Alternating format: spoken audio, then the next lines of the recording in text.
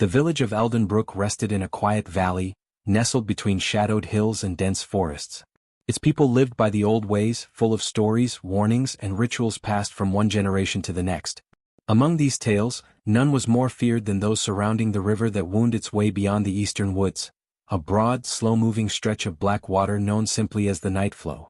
The elders spoke of it in hushed tones, recalling strange shapes seen beneath its surface, eerie lights dancing over the currents, and the mournful calls heard when the moon hung full in the sky.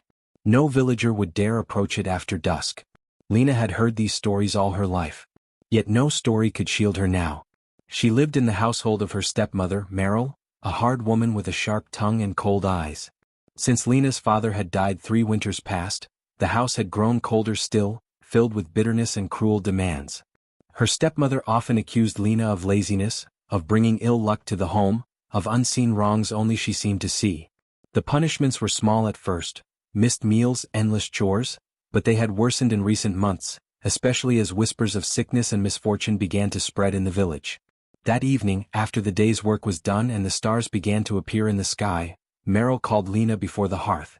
Her voice was low and edged with malice. "You have brought shame upon this house," she said. "Your sins fester. You must be cleansed, tonight. You will take the old copper pail, go to the river and bathe yourself. The moon will watch. The waters will judge." Lena's heart seized. "The river, at midnight?" she asked, her voice trembling. Meryl's eyes gleamed. "Yes, girl. At midnight exactly. You will not return until the task is done. Do not disobey me or worse will follow." Lena knew better than to argue.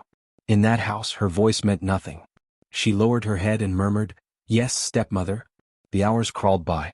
She waited in her small attic room, watching the stars move across the sky. The warnings of the river echoed in her mind, how it drew in the unwary, how the dead were said to rise beneath its surface. Her hands shook as she dressed in her thin shift and wrapped herself in her worn cloak. At the appointed hour, the old clock in the main room struck 12 times, each chime slow and heavy. Lena took up the battered copper pail and stepped silently into the night. The village lay still, windows shuttered, doors barred against the darkness. Only the path toward the eastern woods seemed open, beckoning her toward her task.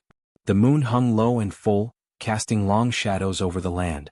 The forest loomed ahead, its trees like silent sentinels.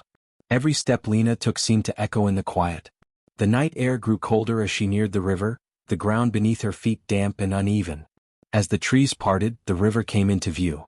The night flow stretched wide, its surface dark as glass, reflecting the pale moonlight.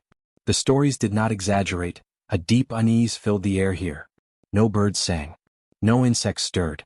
The world seemed to hold its breath. Lena's heart pounded. She set the pail down and approached the water's edge. Her reflection stared back at her, pale, hollow-eyed, uncertain. The words of her stepmother rang in her ears, "Cleanse your sins." With trembling fingers, she removed her cloak and laid it on the bank. The night air bit at her skin. Slowly, she waded into the river, the cold shocking her with every step. The water rose to her knees, her waist. She gasped but pressed on, driven by fear of what would happen if she returned without completing her task. She cupped her hands, lifted the icy water to her face, and let it flow down her arms. Again and again she bathed, murmuring soft prayers learned long ago from her mother, prayers for protection, for peace, for strength. And then, she heard it. A soft sound beneath the surface, not the gurgle of water but a voice. Faint, distant, rising through the currents. Lena froze. The voice grew clearer, a whisper just beyond hearing calling her name, "Lena." Her breath caught in her throat. She turned, searching the dark banks but saw no one. The river itself seemed to pulse beneath her feet. The whispers grew louder, joined by others, a chorus of unseen voices. Fear clawed at her chest. Her stepmother's words, the old stories, the warnings of the elders, all rushed back in a torrent. But something else stirred in her, a need to understand, to face what was calling to her from the deep. She stood still, her body half submerged, listening to the voices that rose from the water, surrounding her with eerie whispers. The night had not yet shown her all it held. The true terror, and the secret that would soon freeze her soul, still waited in the depths. Lena wrapped her thin cloak tighter around her as she left the riverbank, pail in hand, her skin still chilled from the water. Her task was not finished. Meryl had told her to bathe at the river and then return by way of the old forest path, the one no villager dared walk after nightfall. A path swallowed by shadows and heavy with the weight of old tales. She glanced toward the moon. Clouds began to gather, veiling its light. The woods ahead loomed black and dense, the path winding deeper into darkness. Leone took a steadying breath and began to walk, her feet sinking into the damp earth. Each step seemed louder than it should have been. Twigs cracked beneath her slippers, wet leaves stuck to her ankles. The air here was different, thicker, colder, alive with unseen eyes. She could feel them watching from beyond the trees. A prickle ran down her spine, but she pressed on, knowing that if she faltered or returned too soon, her stepmother's punishment would be far worse. As the branches closed in above her, the world dimmed. The stars faded behind the black canopy. The path narrowed, roots twisting across the ground like clutching fingers. Leone's breath quickened. Every snap of a twig, every rustle of unseen creatures set her nerves on edge. Then came the lights. Faint at first, like tiny sparks floating between the trunks. Pale blue and green, they drifted slowly through the air, will-o'-the-wisps, the villagers called them. Spirits of the forest, neither good nor evil, but drawn to those who wandered where they should not. Some said they led travelers to safety, others claimed they lured them to their doom. Leone's heart pounded as she watched the lights dance among the trees. They flitted ahead of her, weaving along the path as if beckoning her onward. A voice in her mind whispered caution, but another, quieter voice, one deep within, urged her to follow. With trembling steps she obeyed. The deeper she went, the more the forest seemed to close around her. The air grew heavier, harder to breathe. Her limbs ached, but she dared not stop. Her pail bumped against her side with each step, its dull clang a lonely sound in the oppressive silence. Strange shapes began to appear in the shadows. Stones worn smooth by time, twisted branches forming unnatural arches, hollow stumps that seemed to watch her pass. The forest felt ancient here, older than the village, older than memory. Leone's mother had once told her that the woods held secrets, deep magic forgotten by all but the earth itself. Suddenly the lights vanished. The path ahead plunged into darkness. Leone halted, her breath shallow. The silence pressed down, broken only by the faint thrum of her heartbeat. A cold wind whispered through the trees, carrying with it voices, distant, indistinct, speaking no language she knew. The sound wrapped around her, chilling her to the bone. Her steps faltered. She wanted to turn back, to run, but her body refused to obey. It was as if the forest itself gripped her, holding her in place. She closed her eyes and forced herself to breathe, to remember the prayers her mother had taught her. Soft footsteps echoed behind her. She spun around, eyes wide, but saw only shadows. The footsteps came again, slow, deliberate. Something was following her. Panic surged. Leone clutched the pail tightly and began to walk faster, her feet stumbling over the uneven ground. The path twisted, unfamiliar now. She was no longer sure which way led home. The lights did not return. The whispers grew louder, swirling around her ears, pulling at her thoughts. Fear gnawed at her resolve. Then through the dense trees a faint glow appeared, not the cold blue of the wisps but a soft, golden light. Leone's heart leapt. Perhaps a lantern, a traveler, someone who could guide her. Hope spurred her forward. She pushed through a thicket of brambles, branches snagging her cloak. The glow brightened, revealing a clearing she had never seen before. In its center stood an ancient stone arch, half buried in moss and ivy. Symbols covered its surface, worn and forgotten. The light seemed to emanate from within the arch itself. Drawn by something she did not understand, Leone stepped closer. The air grew warmer, the heaviness lifting slightly. The voices fell silent. For a moment, the fear that had gripped her eased. But as she neared the arch, the ground trembled beneath her feet. A deep hum filled the air, resonating in her bones. The golden light flared, and within it, Leone saw a figure. Tall and shadowed, its form shimmered like smoke. Its eyes glowed faintly, watching her. Leone's breath caught. She could not speak, could not move. The figure raised one hand, beckoning. And in that instant, Leone understood. The forest had not merely watched her. It had chosen her. The path she had walked was no accident. Whatever lay ahead, whatever truth the night held, it had already begun to claim her. At last, the path opened to the riverbank. Leone stood at the edge of the trees, her breath ragged, her legs trembling from the long, harrowing walk through the forest. Before her, the river stretched wide and dark, the surface like polished obsidian beneath the pale moon. Mist curled above the water in lazy tendrils, shifting with each faint breath of wind. She hesitated. The cold seeped through her thin cloak and into her bones. Every instinct screamed for her to turn back, but her stepmother's voice echoed in her mind, "Go to the river and bathe. Do as you are told or worse will come." There was no choice. To return without obeying would bring a punishment more cruel than fear itself. Slowly, Leone stepped forward, the soft mud of the riverbank sucking at her feet. The silence here was complete. No crickets sang, no night birds called, only the whisper of the mist and the distant gurgle of water. It was as though the world held its breath, watching.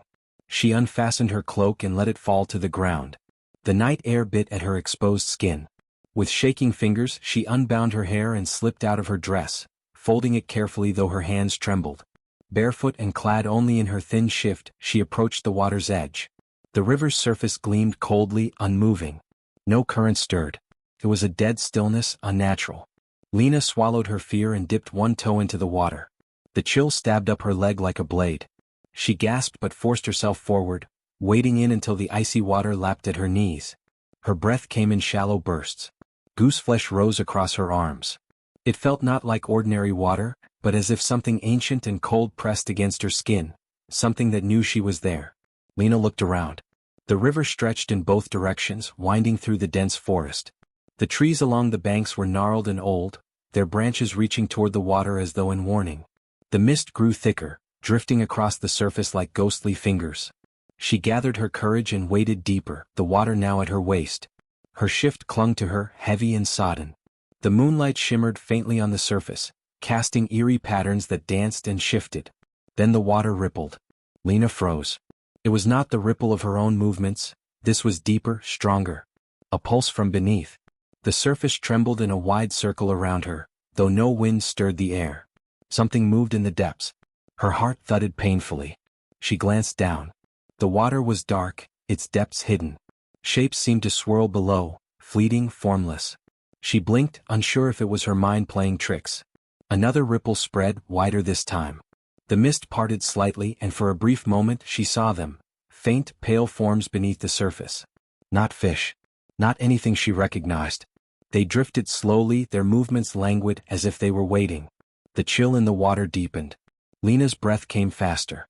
The memory of old tales her mother had told whispered through her mind, stories of the river spirits, of ancient things that dwelled in the deep. Not all spirits were kind.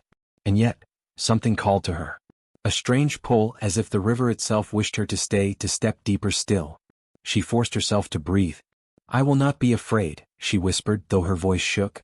She cupped water in her hands and poured it over her shoulders, beginning the ritual bath as commanded. Each movement was slow, deliberate, as though unseen eyes followed her every gesture. The ripples below grew stronger. The pale shapes shifted, rising closer to the surface.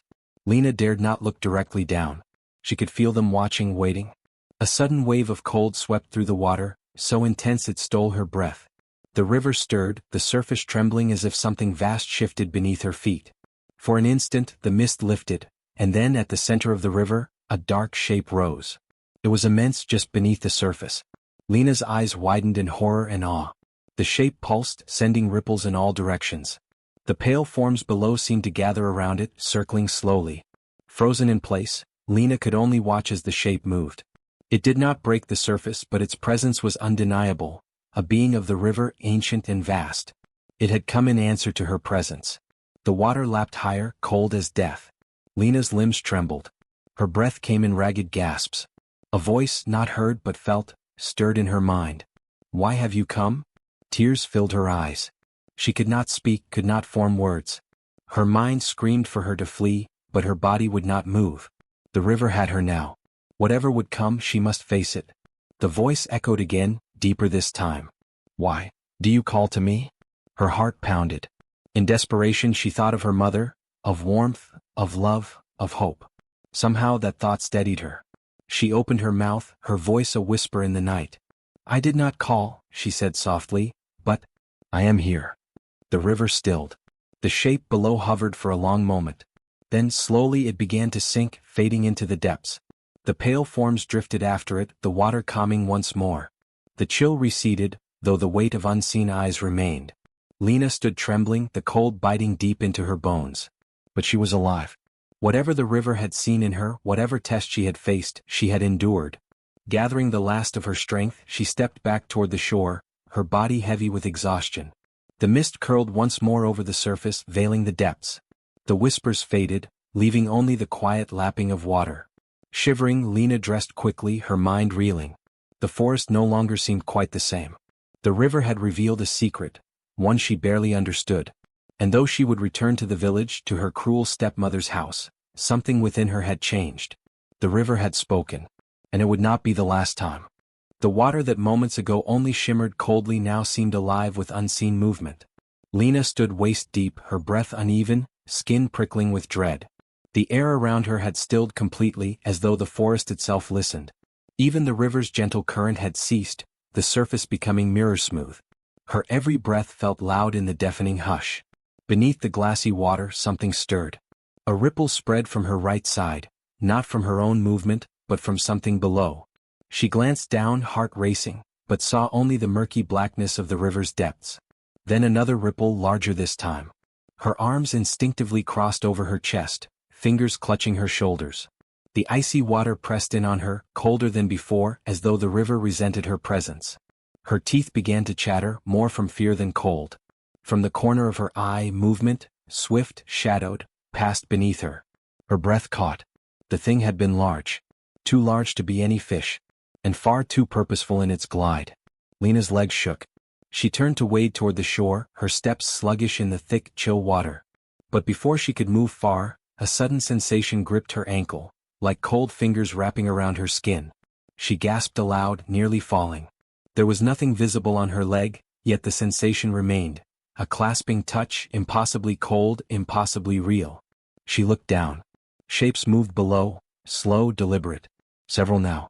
Faint, elongated forms drifted just beneath the surface, circling her. Their outlines were not fully clear, wavering with the water, but they had mass, presence. An intent. A fresh surge of terror welled inside her. She tried to pull her foot free from the unseen grip, but the water seemed to thicken, dragging at her limbs.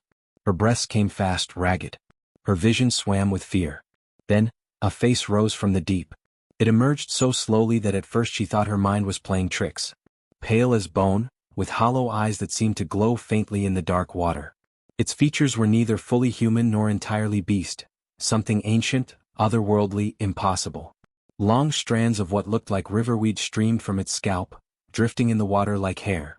Its lips were blue, slightly parted, as though speaking words she could not hear. The thing hovered just beneath the surface, its gaze locked on hers. Leone's blood turned to ice. She could not move, could not breathe. Her body felt rooted to the spot, held fast by the creature's unseen will. The face remained motionless, but the water churned softly around her, as if stirred by silent currents of power. Then more shapes appeared, other faces, half-formed and flickering like shadows beneath the water. Eyes glowed faintly in the depths, countless and watchful. The entire river seemed filled with them now, ancient presences drawn to her, surrounding her. A voice, soft and resonant, spoke inside her mind, not in words but in raw feeling. You, who do not belong, yet you have come.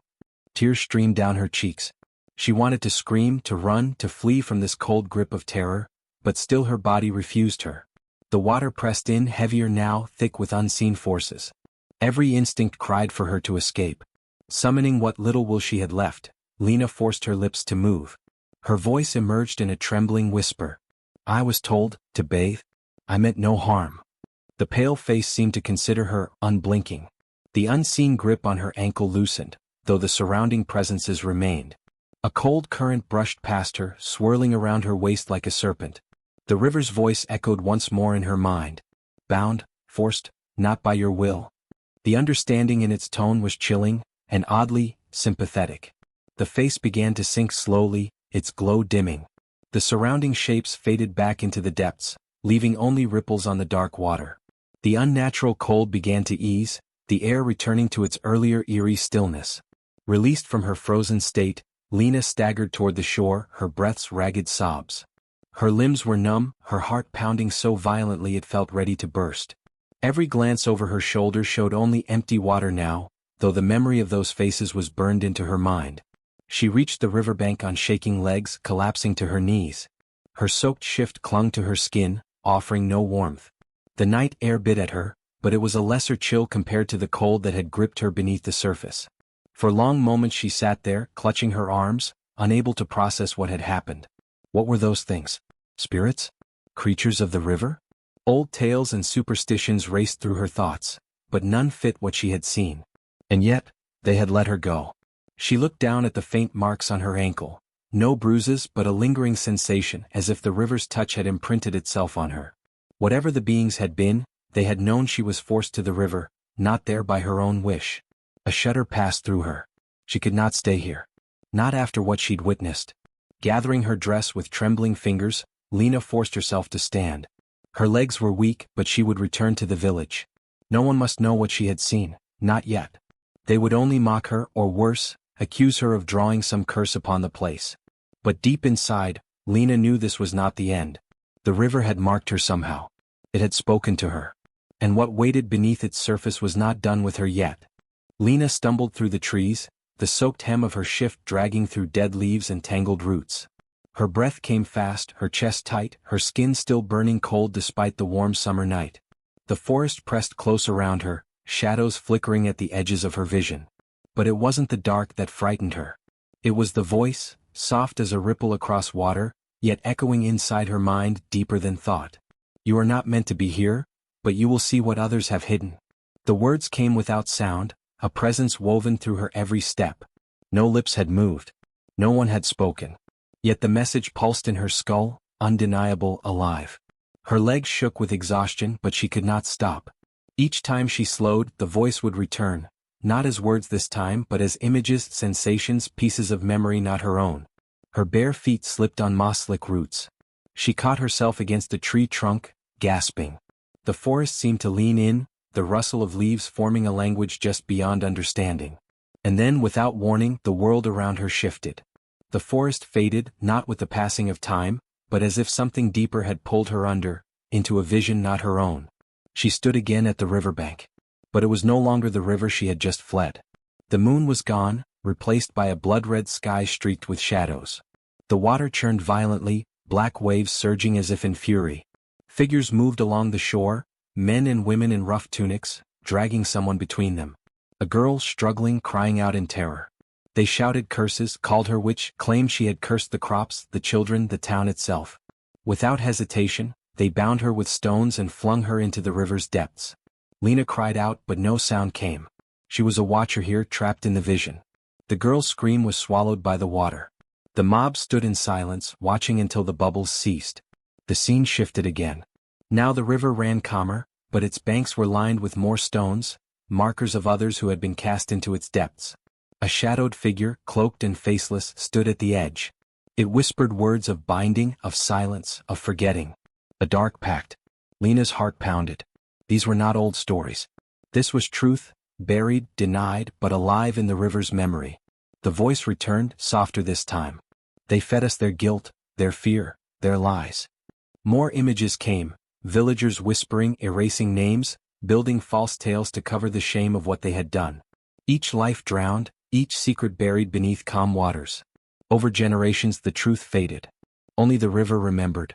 Leone's breath caught as the vision shifted once more.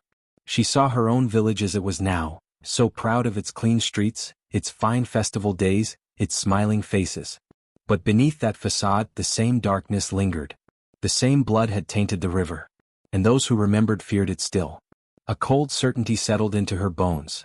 The thing in the river had not meant to harm her. It had shown her. Chosen her. She had seen now what others had long forgotten.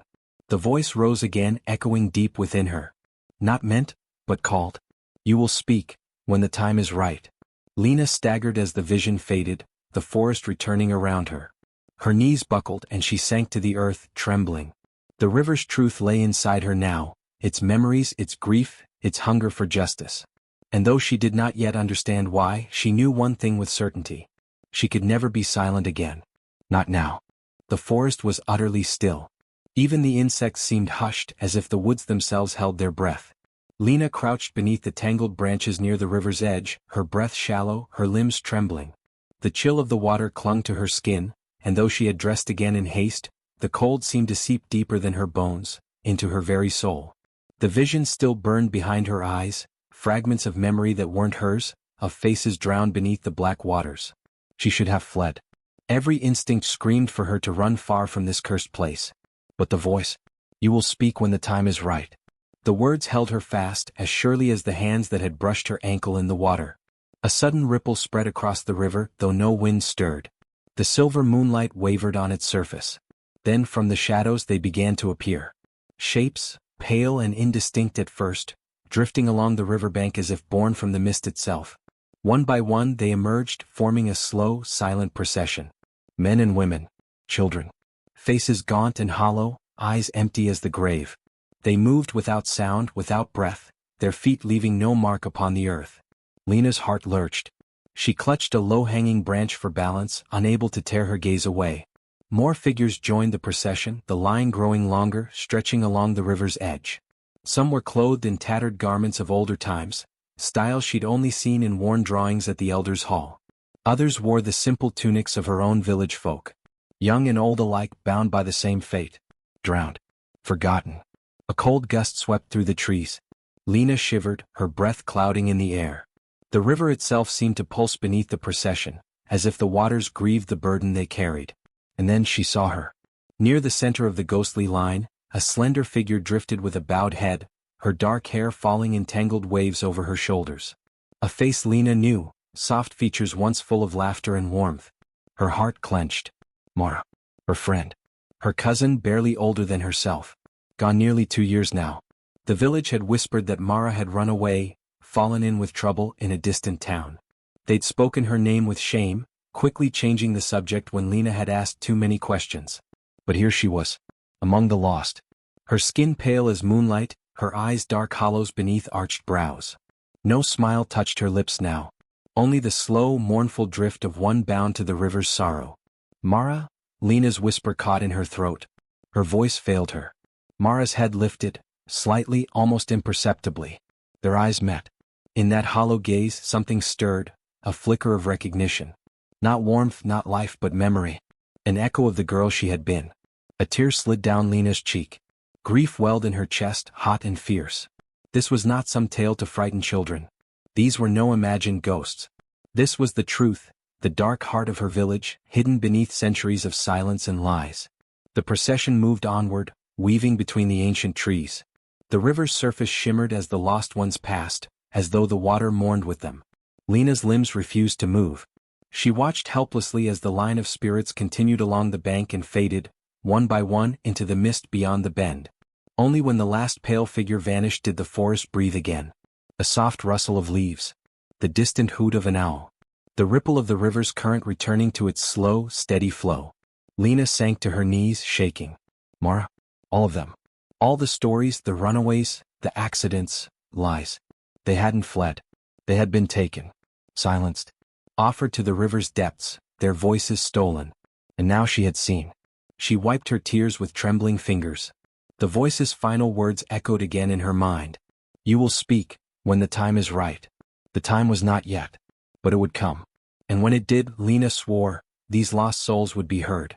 Lena crouched by the riverbank, her heart still heavy with the vision of the ghostly procession. The forest had grown deathly silent again, save for the low murmur of the river. The air felt charged as if unseen eyes watched her every breath. Her skin prickled beneath her thin cloak, but she could not force herself to leave. Something deeper rooted her in place, an instinct, an unspoken summons. The water shimmered once more. Faint ripples broke its black surface, though no wind stirred the leaves. Lena held her breath as a soft glow began to rise from the depths, pale tendrils of light weaving together. Shapes emerged, not figures this time but swirling scenes like memories trapped within the current. She gazed, wide-eyed, as the vision unfolded. A dark night, the moon veiled by clouds. A small boat bobbing near the riverbank. Figures moving in shadows, one of them her stepmother, cloaked in a heavy shawl. Beside her stood 2 other villagers Lena recognized, Mr. Halvar, the grain merchant, and old widow Senna. Their faces were grim, furtive. In the boat's bottom, a bundle shifted, a girl bound and gagged, her eyes wide with terror. Lena's breath caught. She recognized the girl. Dana, the miller's daughter who had disappeared 3 winters ago. Whispers in the village had claimed she'd run off after some boy. Was. The scene shifted. The stepmother leaned down, her voice sharp with malice though no words reached Lena's ears.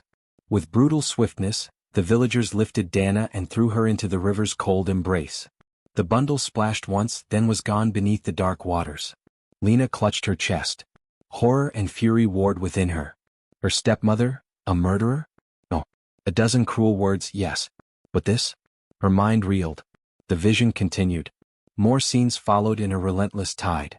A young boy, barely 10, pushed into the river while his father watched coldly from the shore. A woman with tear-streaked cheeks, forced into the water at knife point by Widow Senna. Each victim framed for some petty crime, or accused of shaming a powerful family. Each silenced by drowning, their memories twisted by lies whispered in the village square. The stepmother appeared again and again, her voice cold, her gaze unflinching. She was not alone, others aided her. Merchants, elders, even the old priest. A circle of cruelty wrapped in false piety. The truth struck Lena like a hammer. For years, the river had swallowed the village's sins. Those too weak to fight back, too alone to be heard, cast into its depths. And the river had remembered. The pale light swirled faster, and the voice returned, ancient and mournful. They thought the river blind.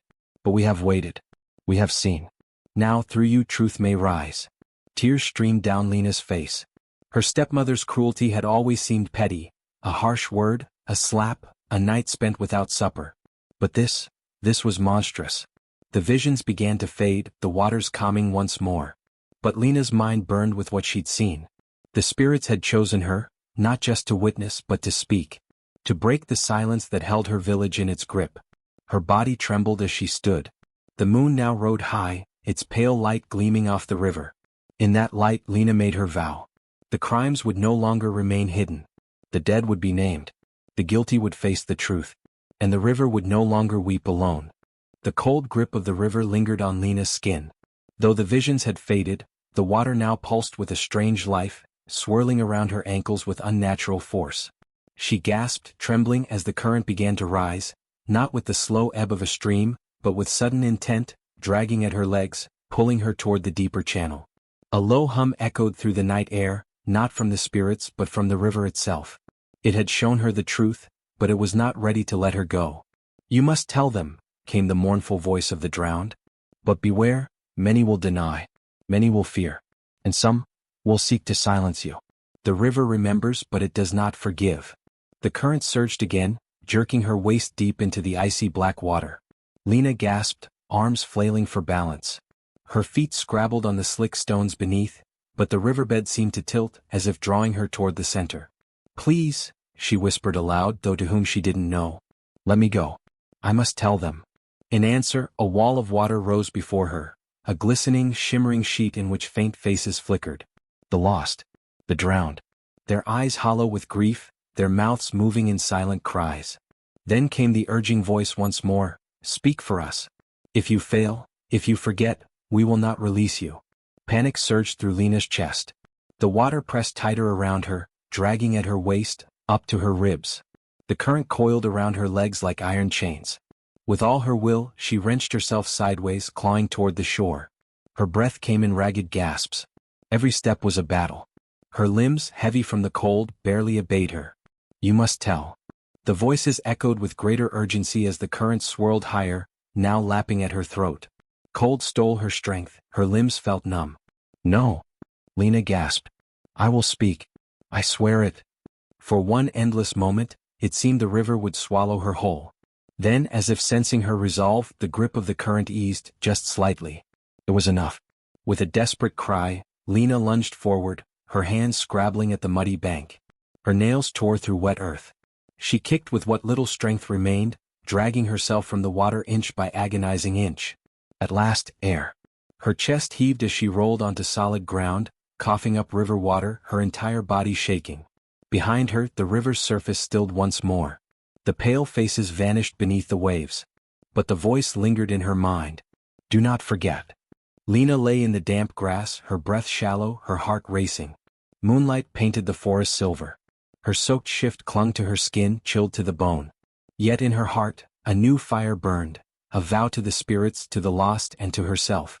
She had seen the truth. She had been chosen. She would not let the river's secrets remain buried.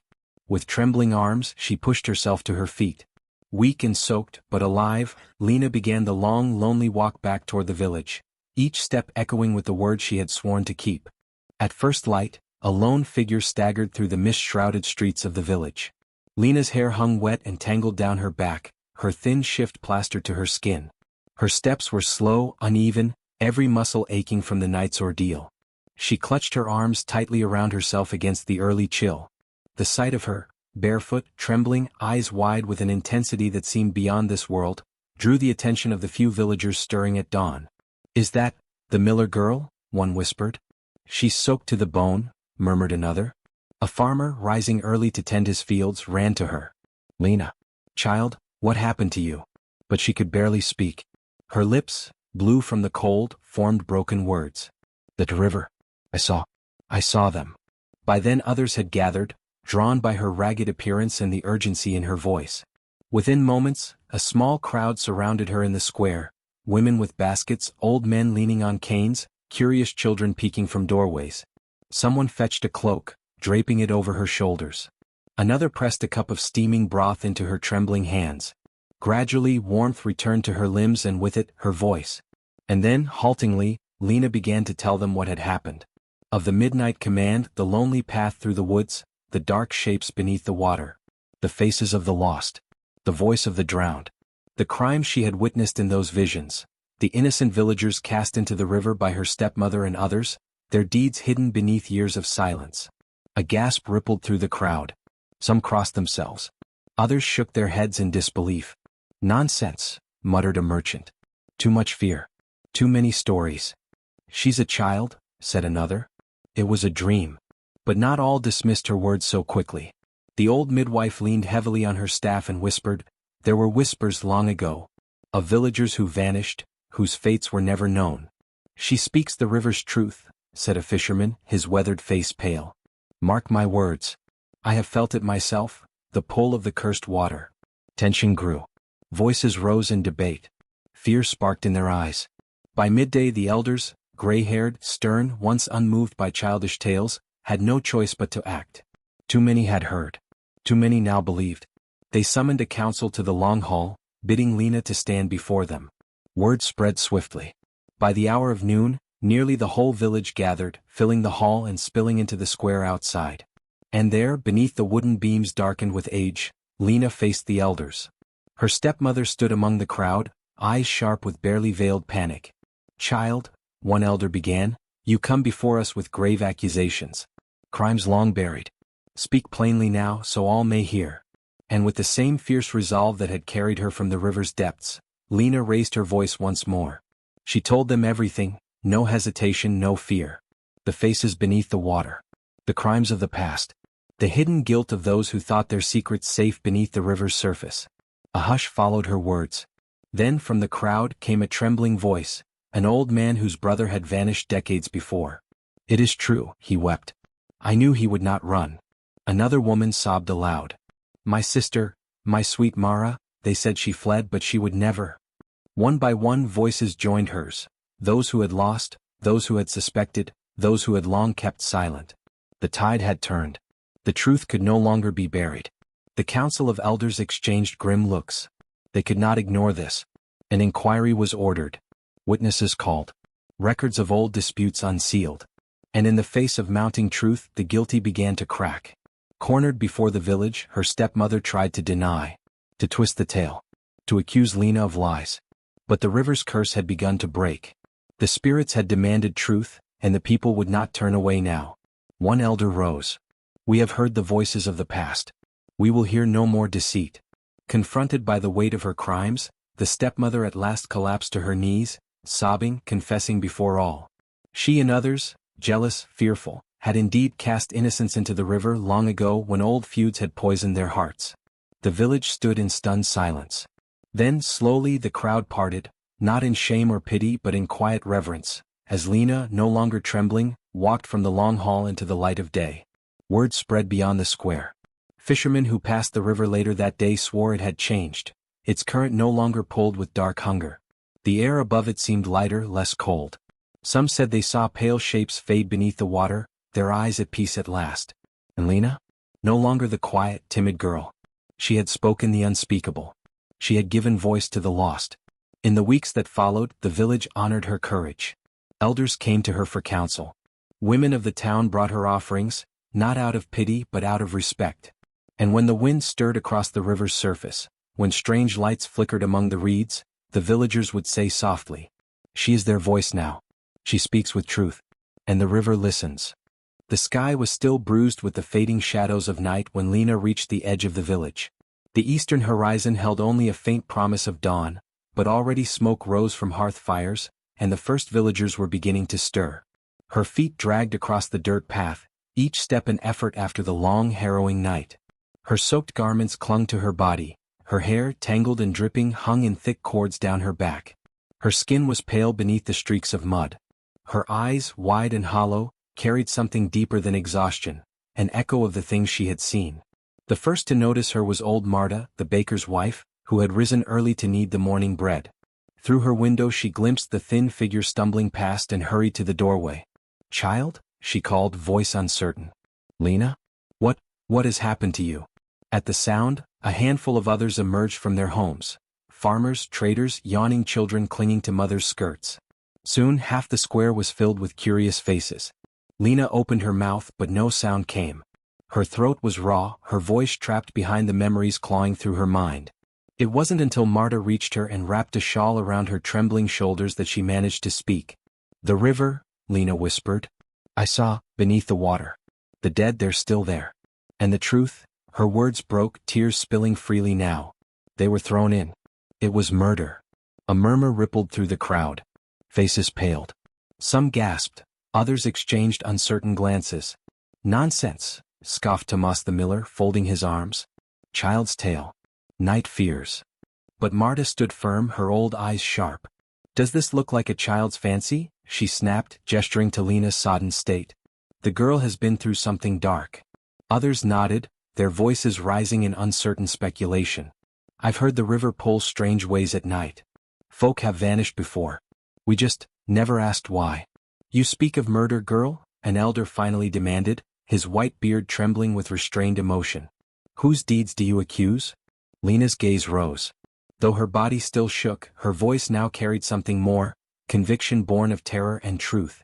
"I saw them, faces beneath the water. Spirits trapped. And my stepmother. She, and others. They threw them in to silence them. Years ago." Gasps burst from the crowd. Now the murmurs turned to something sharper: anger, fear, disbelief. Names were whispered. Stories long buried began to stir like embers beneath ash. And then a sharp, commanding voice cut through the growing unrest. "Enough."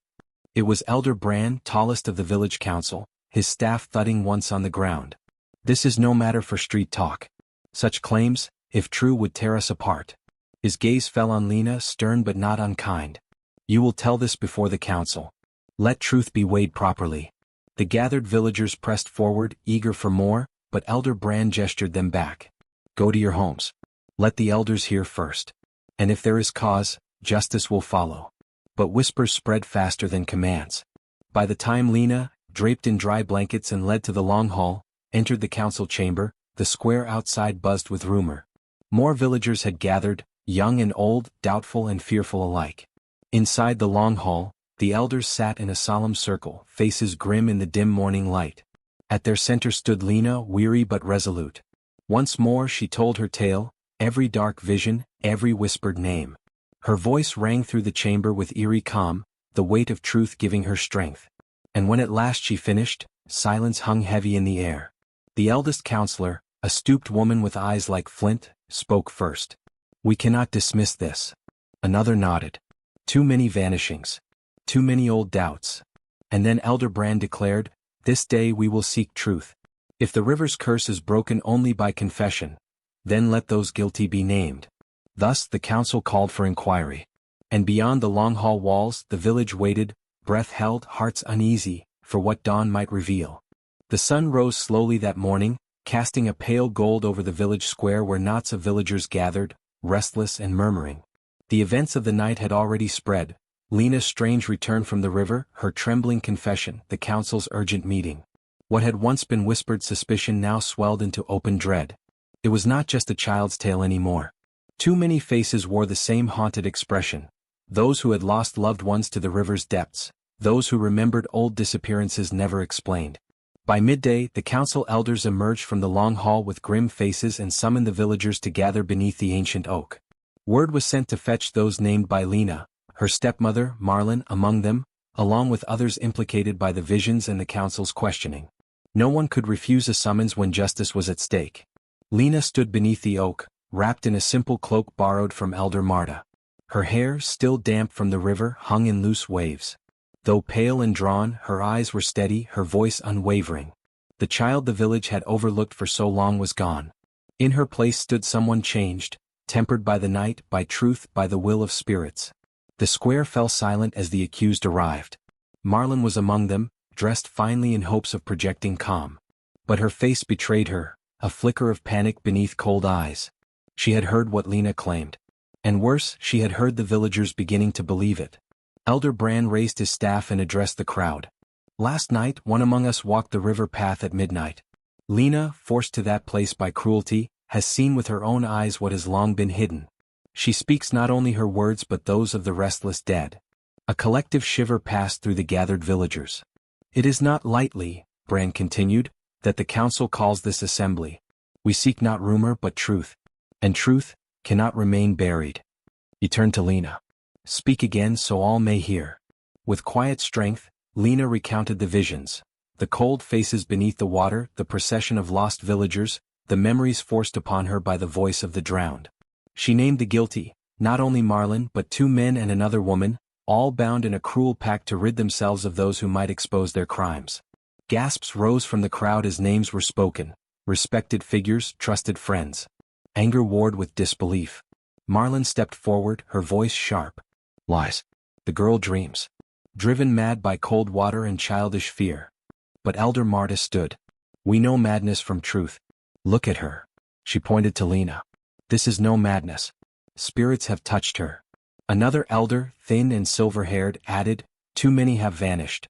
Always blamed on chance, or river curses. No longer. A fisherman's wife cried out from the crowd. My brother disappeared 3 summers ago after accusing Marlin's kin of theft. And I saw her near the river that night. Voices swelled, fierce and rising. The tide of doubt turned quickly. For too long the villagers had been afraid to speak of the missing, ashamed, uncertain. But now, with Lena as their witness, the silence broke. Marlin's composure cracked. You would take the word of a girl over mine? But even as she spoke, the air around them seemed to shift. A chill wind passed through the square. The river, visible in the distance, seemed to shimmer in the sunlight, its surface rippling with unnatural patterns. Elder Bran lifted his staff again. The river answers. And at that moment, from its depths, strange shapes seemed to rise, just faint outlines impossible to mistake. The watching villagers gasped and crossed themselves. The spirits had heard the words spoken. They would not be denied justice now. Faced with this, Marlin's defiance faltered entirely. Her face drained of color, her breath coming quick. She fell to her knees. It was them, she cried, pointing to her companions. They began it, I only did what I was told. Please have mercy. But the other accused could no longer protest. The river's dead watched still. The council pronounced their judgment. The guilty would be tried according to the old laws, stripped of standing, their wealth given in restitution to the families of those lost. Marlin's house and lands would be seized, the others too would face judgment.